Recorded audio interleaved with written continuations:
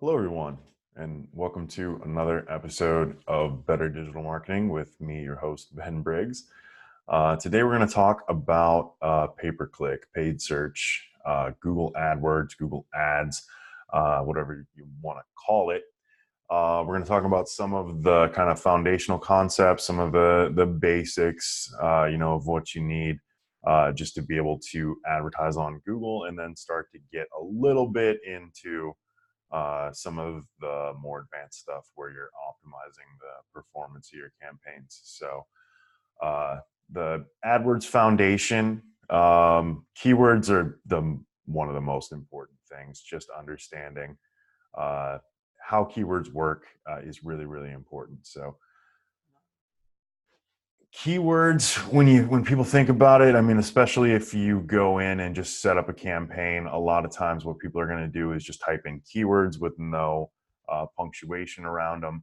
And what that means is you're going to be using what's called regular broad match. So when you have a regular broad match keyword, that basically means you really don't have much of any control over what's going to happen.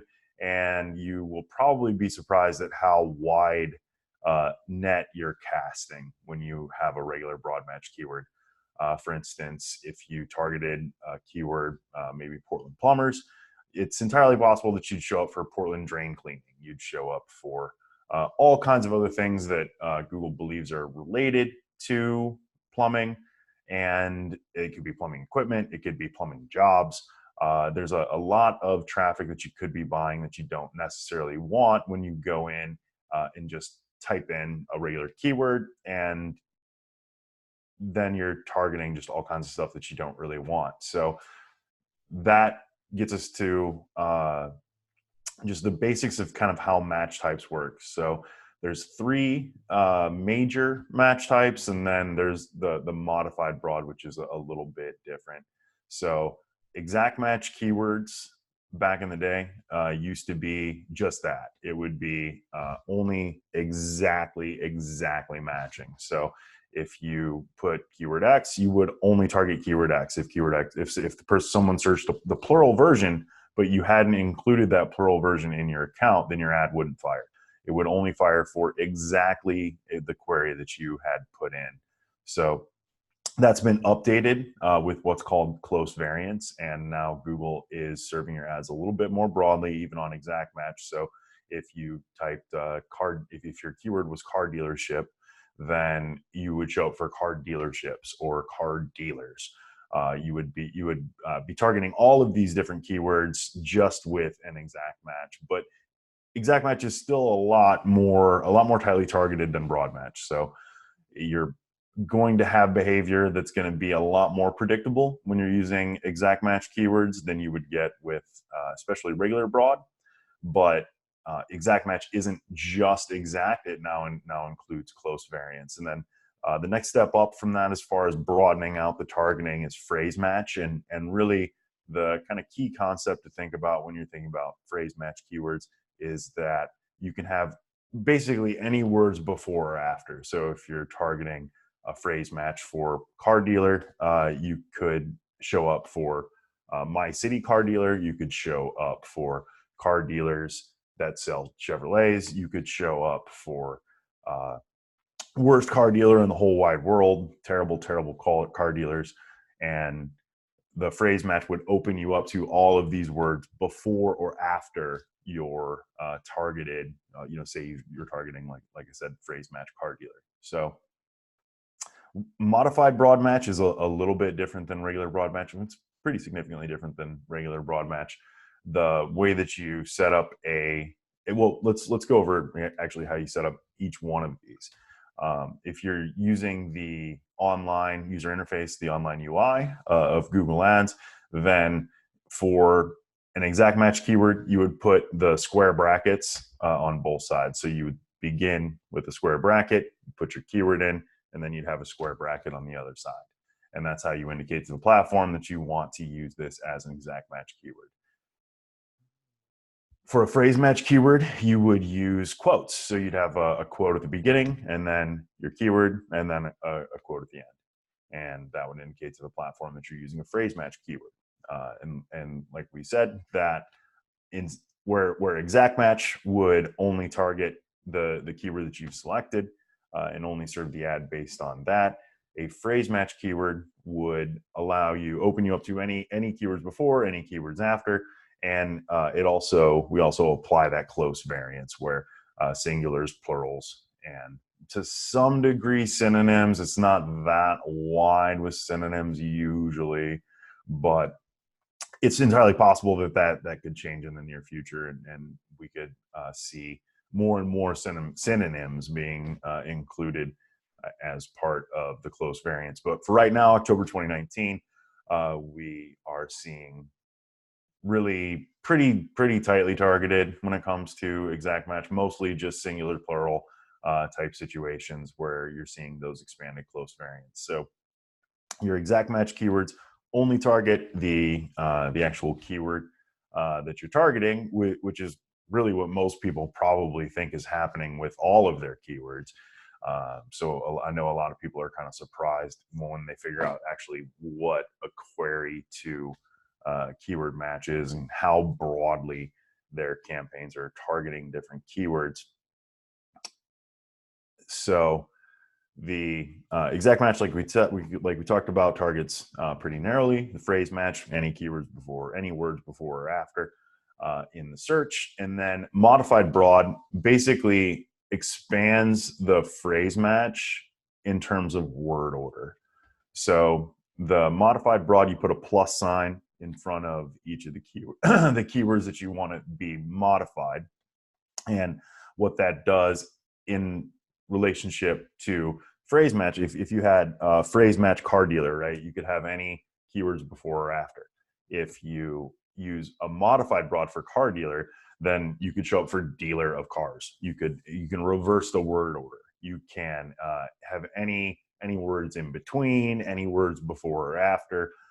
Your ad would be eligible to fire if you're using modified broad where you put plus sign in front of the keywords. And you can also mix your match types with modified broad.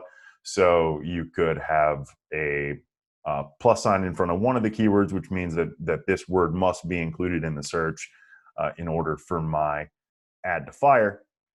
But then you could have a regular broad connected to that. So you could have maybe, let's say you were matching to Portland Plumbers, and Portland Plumbers you had both as regular broad match. Then you had plus reviews, right? You wanted to target people who were searching for reviews only. You wanted to make sure that the word reviews was included in the query. So you'd put a plus sign in front of that reviews, and then that would make sure that the reviews term is included in the query in order for your ad to serve. So that's a little bit of a deep dive into how keyword match types work. The other really important attribute at the keyword level is bids. So you can set your keyword bids. You can set your bids at the keyword level to specify exactly how much you want to bid for any particular keyword if you're using manual cost per click bidding. If you have your bids set, if you're using any of the automated bid strategies, then you won't be able to set specific bids for specific keywords. But if you are using manual CPC bidding, then you can set your bids at the keyword level. And the other side of keywords is negative keywords. So let's say that you want to use a phrase match for car dealers, but you don't want to show up for worst car dealers. You don't want to show up for terrible car dealers. You don't want to show up for car dealers that sell lemons. You can use negative keywords to block that. And my favorite negative keyword match type is the phrase match. Now, it's important to remember that when you are targeting keywords on a positive basis, Google expands the reach of those keywords with those close variants that we talked about. So your plurals, your different variants of the specific keyword that you're targeting will be included in your targeting when you're targeting on a positive basis. But when you go to block terms, when you want to block search terms, it's only going to target exactly that keyword. So let's say that you wanted to, you're a plumber, you're targeting Portland plumbers, you don't want, you don't have any, you're not hiring, you want traffic from people who want to buy plumbing services. You don't want traffic from people who want plumbing jobs. So you might want to phrase match negative the word job. That would mean that you're not going to show up and if anybody includes the word job in their query. Now, if you phrase match negative job and you're trying to block that kind of traffic, and then someone searches Portland plumbing jobs, the plural, your ad would still fire if you only have job as a negative keyword. So you've got to make sure that when you're trying to negative match, when you're trying to block traffic, when you're trying to avoid having your ads fire and buying clicks when people are searching for terms that aren't relevant in terms of generating business for you, then you've got to negative match singular and plural versions of whatever it is that you're trying to block. And one thing that can help you out with negative keywords are negative keyword lists. You can build a negative keyword list in the shared library section and then apply that to your campaign. So that will allow you to, if you build a new campaign or if you want to, and you want to add your negative keyword list to multiple campaigns, then you can use that negative keyword list in the shared library to make that process just a little bit faster, a little bit easier. So you've got your keywords, your match types, your bids, and your keyword blocking. And those are the major things that happen at the keyword level. The keywords live inside of ad groups. And the best practice is to have your keywords organized into ad groups that are pretty tight, pretty relevant. You don't want to have keywords for all your different products in one ad group. Definitely not. You want to have up to say 15 to 25 keywords. Generally, there's a lot of times when we violate that guideline. We have more keywords in an ad group than 15 to 25. But as a general rule, you want about 15 to 25 keywords in an ad group. You want to have them all be very tightly themed. You want them to be very similar to each other. And the reason for that is that the ad group level is where the creative lives. So you want to make sure if you're going to get a good click-through rate, which you need to get a good click-through rate if you want to have an efficient campaign, because if your click-through rate is lower than your competitor's click-through rate, then you're going to have to pay a premium on the cost per click side to be able to win the auction, show your ad, buy the traffic. So making sure that your keywords are organized into tightly themed ad groups allows you to write those text ads in a way that is highly relevant to the specific keywords that are living in that ad group. So organizing your keywords into ad groups that are very tightly relevant, super important, because that allows you to control what type of creative, what keywords are in the creative that you're going to search. I think we'll dive deeper into text creative optimization and all the best practices there on a later podcast. One thing that can happen with ad groups, I call it keyword confusion. If you've got keywords that could potentially fire, if you got two keywords and they could potentially fire against the same query, then and you've got these keywords living in two different ad groups, then you've got a possibility where you're kind of mixing your traffic, you're blending your traffic, it gives you less control, it makes it harder to analyze things.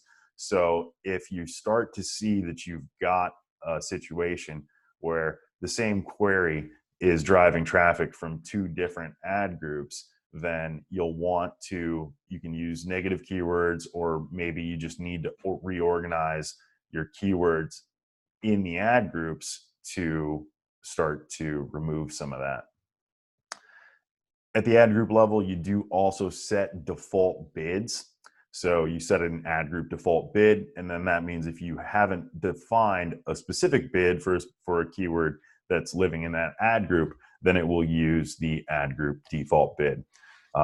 You can also adjust your bids at the ad group level if you're using some of the automated, machine learning cost per lead type bidding, return on ad spend type bidding. You can adjust your bids at the ad group level if you're using some of those automated strategies.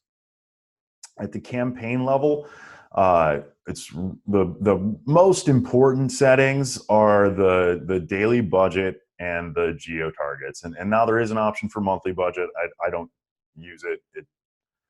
I guess you could. I don't. I'm just so used to using daily budget that I continue to use daily budget. There is the double spend problem with daily budget. So if your daily budget's $100 and you have enough traffic available based on the keywords that you're targeting and the bids that you have set to be able to buy more traffic than $100, Google will spend up to $200 on any given day. Now, that can create a problem, obviously, if you consistently are overspending. Then maybe you just end up spending more money than you wanted to. Now Google will solve that problem for you with what they call the monthly charging limit, which is 30.4 times your daily budget. But it starts to get really complicated if you make any changes to your daily budget throughout the month. Because if you make changes to your daily budget throughout the month, then that adjusts the way that the monthly charging limit is calculated, and just can lead to all kinds of a mess with your pacing, with your spend pacing, with your traffic. If you are consistently overspending and you're adjusting your daily budget throughout the month, then maybe you end up having to go dark. You have to turn your campaign's pause status towards the end of the month in order to avoid a significant overspend.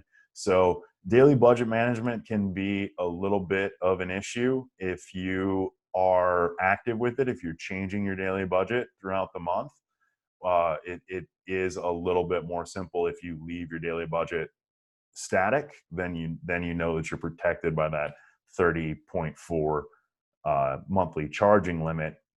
But the daily budget is set at the campaign level, so each of your campaigns will have its own daily budget, and at least you know that you'll be limited to 2x that daily budget on any given day as far as how much traffic you'll buy.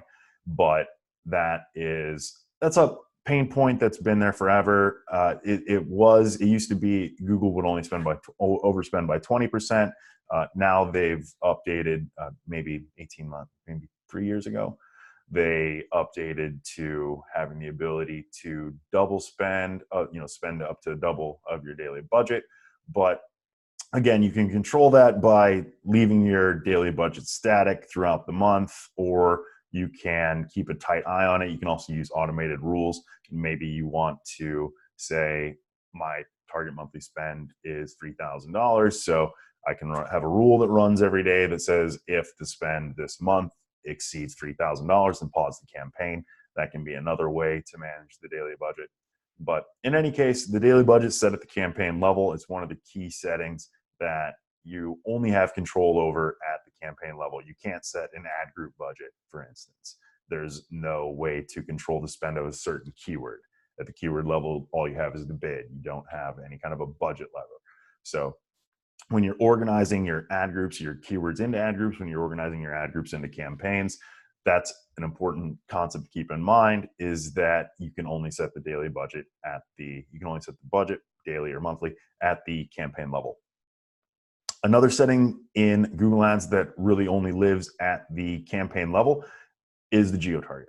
Especially for search, there might be some ways to influence the geo targeting for display campaigns at the ad group level, or video campaigns. But when it comes to search campaigns, you can only set your geo target at the campaign level. So if you let's say that maybe you are a franchise organization and you have different branches in different areas, and each of those branches maybe has a different budget because the franchisee themselves have set different levels that they want to spend, different amounts of Google traffic that they want to buy. Well, then what you would have to do is set up individual campaigns for each of those locations in order to be able to control where the ads are served, how many of them are served, how much money is spent. So the campaign level is where you set those geo targets.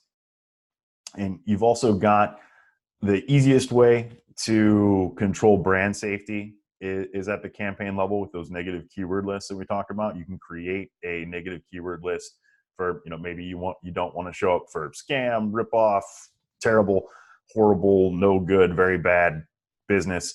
You want to make sure that you're not showing up for any of those kinds of keywords. You can create a keyword list that has all of these kind of negative connotation words in it. I like to use phrase match for negative, and don't forget to negative match your plurals and your close variations of those words, specifically when you're doing a negative keyword list. And then you can apply that negative keyword list to your campaigns.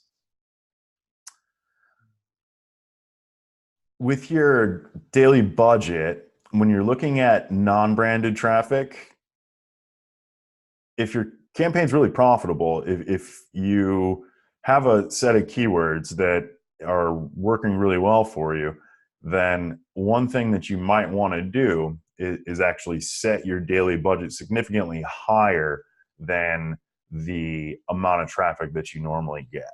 And the reason for that would be, hey, I've got this subset of my keywords, or maybe you're just awesome at life and business, and all of your keywords are wildly profitable, and you just want to buy all the traffic that's available for this stuff. Then you could just set your daily budget. If your average spends $100 a day, you could set your daily budget at $1,000 a day, and then that would make sure that your ads are basically never going to quit firing. Now, so there are ways to put yourself in a position to basically buy all of the available traffic if your campaigns are working so well that they're totally crushing your ROI goals. One thing to think about, we brought up geo-targeting briefly, just because geo-targets can only be applied at the campaign level. When you look at the options that are available, there's a ton of different options available in Google Ads in terms of how to target geographically. You can target countries, you can target states, you can target Nielsen DMAs, you can target cities, you can target a specific radius. Maybe you will set, this is where my business is, and then you can say, I want to target 10 miles around my business or 50 kilometers around my business or what have you. The geo-targeting gives you a lot of different options, but one thing to keep in mind when you're setting your geo-target is that it's not perfect. Geo-targeting, at least in 2019, is not perfect. It's gotten a lot better than it used to be, but it's not 100% accurate. And one of the reasons why is just because of the way that the geography is determined. So there are a lot of different signals that Google could use to determine, is this user within this geographic area? One of the indicators for desktop is just your IP address. This gets assigned by your internet service provider and gives a pretty good idea about where you're physically located. And that's really the key factor that Google uses when determining your location on desktop. Now, it also could use active sign-ins. If you're signed into a Google account, then that's going to give Google more information about where you as a user are physically located. Maybe you have multiple devices that are all signed in, and then they could use your information from your mobile devices instead of just the IP address. But when you're targeting just by IP address, it can get a little bit sloppy. Maybe a person is using a VPN and their IP address is misleading about where they're physically located. There could be issues of just rerouting through rerouting the IP address through different areas, and that can end up buying irrelevant traffic in terms of geo-targeting. So it's important to keep in mind it's not perfect. The more narrow that you go, the more narrow that you're trying to target when it comes to geo-targeting, obviously it's going to limit your traffic because Google has to have some kind of signal that the customer is in the area that you're targeting in order to serve your ad.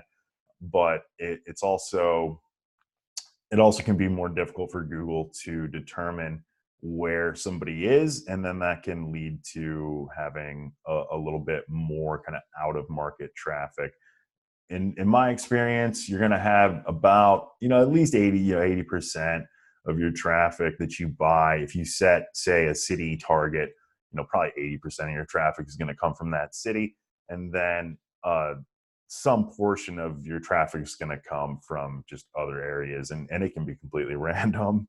It can be sometimes just a little bit out of the area, and sometimes it could be a long way off, just because Google can get confused. Maybe somebody's on a laptop, they're moving their laptop around, they travel somewhere else. I've experienced this where I take a laptop to another city and Google still thinks I'm in the previous city and serving the ads based on that. So there are some issues when it comes to location accuracy, but again, it's set at campaign level. Mobile devices, when Google's serving ads to a mobile device, they have a lot more information to go on. Is assuming, depending on the user's privacy settings, but in most cases, they have more signals to figure out where somebody is if that person's on a mobile device, because they've got the GPS, the latitude, longitude. They can also look at what tower is the user connected to when it comes to 4Gs, 3G, 4G data. They can also look at Wi-Fi. They can look at if you're connected to a particular Wi-Fi network, and Google knows where that Wi-Fi network is. One of the reasons why they know that is because they drove those Google cars around and found out exactly where in the world is this Wi-Fi. So if they know that a particular Wi-Fi connection is in a particular place, and then they see that your device is connected to that Wi-Fi network, then that gives them a pretty good idea about where you're physically located currently. And then they will use that data point to serve ads based on advertisers who are targeting the area where you're currently at. So those are some of the major kind of high level things as far as what settings are available at the campaign level, a little bit about geo-targeting, and then a little bit about keywords, match types. Negative keywords are really important. A lot of times people forget, especially people who are newer to Google Ads will forget to set up a sufficient negative keyword list. The other big mistake that people make most of the time is starting out with keywords that are too broad. So they end up matching to queries, matching to user searches that aren't as relevant or that are a little bit unexpected. So using those exact match keywords, those phrase match keywords, and then using those negative keywords to block any irrelevant traffic that's not going to be profitable for you is a really important kind of key concept to get. If you're just getting started with Google Ads, you need to really pay attention to that stuff. Again, using the negative keyword list can save you a lot of time if you have multiple campaigns, or if you have keywords that you always don't want to show up for instance, scam, right? Nobody wants to serve an ad and say, hey, I'm a scam. So building out that negative keyword list can save you a lot of time, a lot of effort, avoid mistakes. So it's definitely a good idea to do that. So that's just a little bit about how Google Ads works, just kind of some basic intro stuff. In future episodes, we'll dive deeper on specific topics. And thanks for listening. Thanks for joining me today for the Better Digital Marketing Podcast. And I hope this helps you make your digital marketing better.